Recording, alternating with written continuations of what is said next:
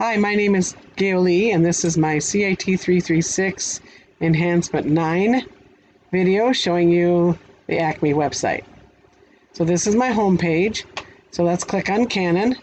We click on Canon, you see the two mortar and the catapult. Click on the mortar, and here's the mortar with the description. Down below are the 3 thumbnails that I put in, added 2 additional ones. If we click on validate, we're going to validate the HTML. Click on that and scrolling, you see there are no errors. So let's validate the CSS, local CSS, and congratulations, no errors are found. So they both validate. Now what we're going to do is look at the tool of the pictures and validate the images. So we click on images and view. We're going to look at the sizes. The sizes have to be less than 500 and both width and height. And these two are. And these two, well, the Canon is right at 500, so it's within the frame that we're supposed to have. So all the pictures are there. Now go to explosives and see the explosives. We have TNT.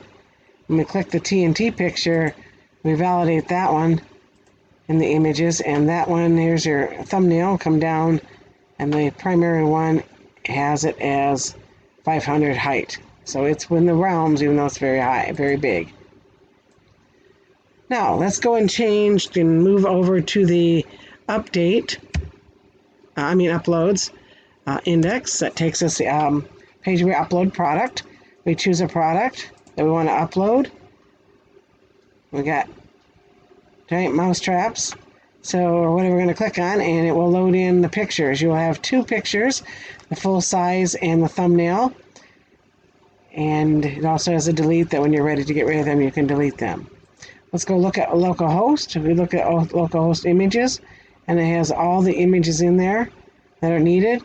It has the full-size rocket example PNG, and then it has the rocket thumbnail TN. So all pictures have 2 for each one, and they are associated with the main area. This is it. Everything seemed working good, so this is it. Thank you very much for watching.